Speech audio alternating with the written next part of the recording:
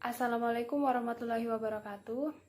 Kembali lagi dengan saya Serlinda Arjuni, mahasiswi Poltekkes Kendari dari jurusan Teknologi Laboratorium Medik.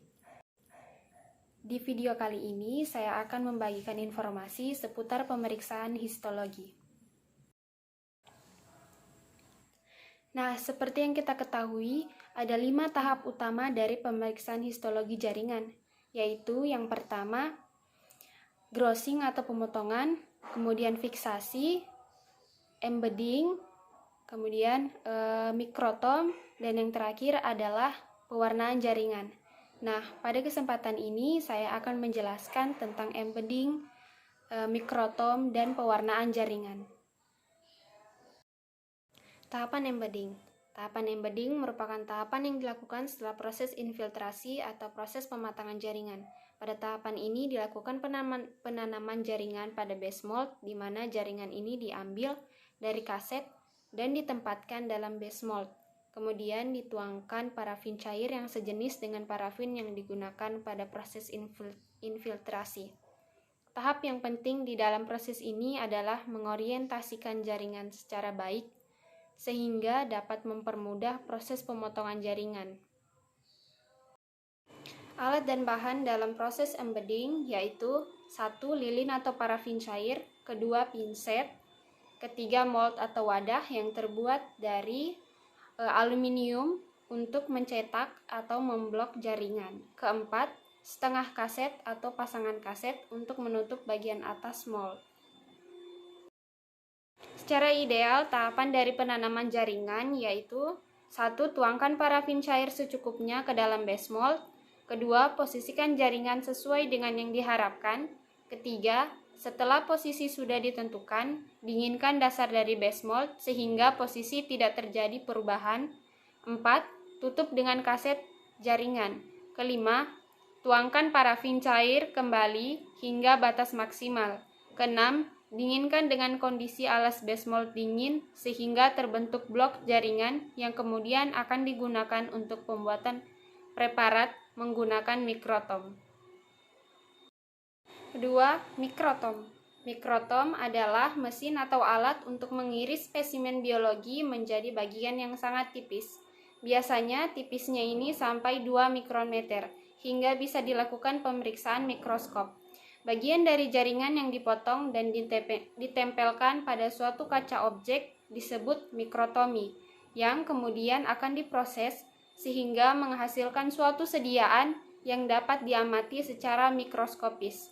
Umumnya, mikrotomi ini diperoleh dari jaringan yang ditanam dalam parafin yang dipotong menggunakan mikrotom. Mikrotom akan memotong jaringan tersebut menggunakan pisau khusus secara vertikal, sehingga didapatkan pita jaringan dengan ketebalan tertentu. Jenis-jenis mikrotom. Mikrotom dibedakan menjadi beberapa jenis, yaitu rotary mikrotom, sliding mikrotom, dan rotary rocking mikrotom. Namun yang digunakan di sini adalah rotary mikrotom, karena rotary mikrotom adalah mikrotom kekinian yang sering digunakan untuk penelitian, karena mikrotom ini lebih gampang dibandingkan mikrotom-mikrotom lain.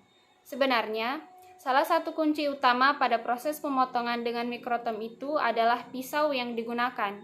Kualitas, kebersihan, dan ketajaman pisau harus diperhatikan karena pisau yang tajam akan menghasilkan potongan yang halus dengan ketebalan 2-4 mikrometer. Teknik pemotongan. Untuk menghindari adanya artefak, maka ada 2 teknik pemotongan, yaitu potongan kasar dan potongan halus. Proses potong kasar atau trimming merupakan proses awal pemotongan blok jaringan yang bertujuan untuk membuang kelebihan parafin yang menutupi jaringan sehingga permukaan jaringan dapat terbuka dan bisa dihasilkan pita jaringan yang utuh. Dikatakan potong kasar dikarenakan pada proses ini mikrometer diatur pada ketebalan yang cukup tinggi, yaitu pada 15-30 mikrometer. Sementara untuk proses potong halus bertujuan untuk menghasilkan pita jaringan dengan ketebalan tertentu. Blok jaringan yang akan dipotong harus didinginkan terlebih dahulu untuk memberikan suhu yang stabil pada blok parafin dan jaringan. Ketebalan pita jaringan khususnya untuk jaringan hasil pembedahan rutin yaitu 3-4 mikrometer. Sebelum memulai proses pemotongan, ada beberapa hal yang perlu diperhatikan. Yang pertama, pastikan fiksasi dilakukan dengan tepat. Kemudian yang kedua, pastikan proses jaringan dilakukan dengan tepat. Ketiga, letakkan mikrotom dan waterbath pada posisi yang sesuai. Keempat, pergunakan fitur pengaman dengan benar. Kelima, atur sudut pemotongan pisau. Keenam, maksimalkan usia pemakaian pisau. Ketujuh, tempatkan kaset jaringan pada posisi yang tepat. Kedelapan, waterbath yang digunakan untuk meletakkan pita jaringan hasil pemotongan dan akan ditempelkan pada kaca objek harus dijaga suhu airnya. Kesembilan, pastikan blok jaringan dalam keadaan dingin. Kesepuluh, penjepit harus terpasang kuat, namun tidak terlalu kencang karena dapat menimbulkan artefak pada pita jaringan. 11. Pastikan mikrotom dan kaca objek yang digunakan dalam keadaan bersih. Langkah-langkah pemotongan. Langkah-langkah pemotongan menggunakan mikrotom yaitu 1. Pasang dan jepit kaset jaringan, pastikan roda pemutar dalam keadaan terkunci. Kedua, pasang dan atur sudut kemiringan pisau, kemudian kencangkan. Ketiga, tahapan potong kasar. Pertama, tempatkan blok jaringan pada posisi yang tepat dengan mengatur tuas pemotong kasar. Kedua, buka pengunci tuas pemutar. Ketiga, gerakan roda pemutar secara perlahan sambil blok jaringan sedikit mengenai permukaan pisau. Ketiga, tekan tuas pemotong kasar. Keempat, mulai proses pemotongan dengan memutar roda pemutar searah jarum jam. Kelima, hentikan proses pemotongan ketika permukaan jaringan sudah terbuka. Keenam, lepaskan tuas pemotong kasar.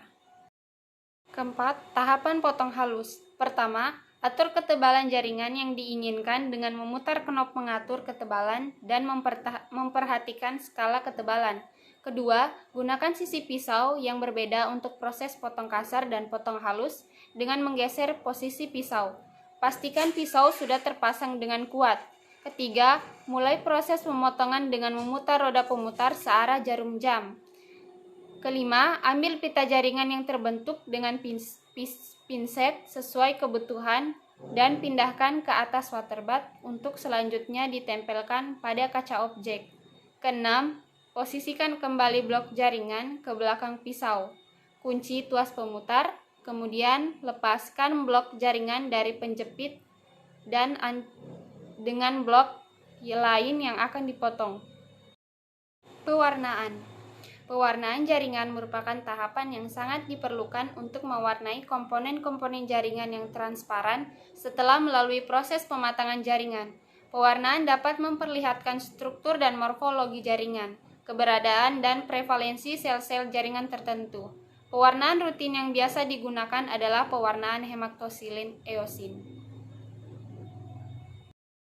Hematoksilin. Senyawa hematoksilin yang dipakai adalah bentuk oksidasi yaitu hematin, di mana hematin inilah yang akan mengikat molekul yang bermuatan negatif. Secara sederhana, dapat dijelaskan bahwa kromatin pada inti sel mempunyai sifat asam dan akan menarik zat warna yang bersifat basa. Jenis-jenis hematoksilin yaitu hematoksilin Ehrlich, hematoksilin Mayer, hematoksilin Cole, hematoksilin Karazi, hematoksilin Gill, dan hematoksilin Devaville. Diferensiasi. Proses lainnya dalam pewarnaan hematoksilin eosin adalah diferensiasi. Diferensiasi adalah proses penggunaan larutan asam untuk menghilangkan pewarnaan yang berlebih atau dekolorisasi. Larutan yang biasa digunakan adalah asam alkohol 1%. Keempat, bluing. Bluing adalah proses yang diperlukan untuk mengubah pewarnaan inti dari ungu kemerahan menjadi biru atau ungu jernih. Agen bluing bersifat basa dengan kisaran pH optimal 7,5 sampai 9,0. Eosin. Eosin adalah pewarna yang bersifat asam dan akan mengikat molekul protein yang bermuatan positif di sitoplasma dan jaringan ikat. Eosin adalah counterstain yang dapat mewarnai sitoplasma dan jaringan ikat menjadi bernuansa merah dan oranye. Eosin juga mewarnai inti sel yang telah terwarnai hematoksilin dari biru menjadi berwarna ungu. Kemudian, tahapan dari pewarnaan. Tahapan dari pewarnaan diantaranya yaitu 1. Deparafinisasi, yaitu dengan pencelupan pada silol 1 dan 2 masing-masing 10 dan 15 menit. Lalu slide jaringan dialiri dengan air mengalir selama 3 menit. Kedua, rehidrasi atau memasukkan air, yaitu pencelupan slide jaringan dalam alkohol dengan penurunan konsentrasi Aquades absolut 70%, etanol absolut, alkohol 95%, alkohol 70%, dan Aquades, masing-masing 3 menit. Ketiga, pewarnaan hematoksilin, dengan cara mencelupkan slide preparat pada larutan pewarna hematoksilin alum selama 15 menit. Keempat, pencucian. Pencucian pada air mengalir sampai berwarna biru selama 5 menit. Diferensiasi atau proses dekolorisasi pada sitoplasma, yaitu dengan mencelupkan slide preparat dalam asam alkohol selama 5-10 detik. Keenam, pencucian kembali dengan air mengalir selama 1 menit. Ketujuh, bluing atau proses memperjelas warna biru pada inti sel, yaitu dengan dicelupkan sebanyak 3 celup pada litium karbonat, diikuti dengan pencucian dengan air mengalir. Kedelapan, pewarnaan eosin, dengan cara mencelupkan preparat dalam eosin 1% dalam waktu 10 menit. 9. Dehidrasi atau menghilangkan air, dengan mencelupkan slide preparat dalam alkohol dengan kenaikan konsentrasi 70% absolut, alkohol 70%, alkohol 95%, etanol absolut dengan waktu 1-3 menit. Ke-10. Clearing, slide yang dilakukan penjernihan menggunakan larutan silol 1 dan silol 2 selama 3-5 menit. 11. Mounting, penutupan jaringan diantaranya cover glass dengan objek gelas oleh entelan. Hasil.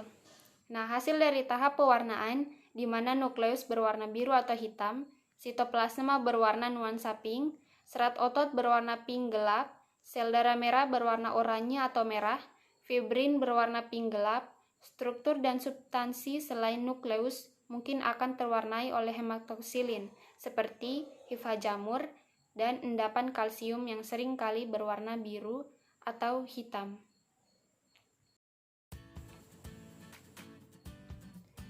Itulah tadi penjelasan materi mengenai embedding, mikrotom, dan pewarnaan jaringan. Semoga bermanfaat. Terima kasih sudah menonton. Wassalamualaikum warahmatullahi wabarakatuh.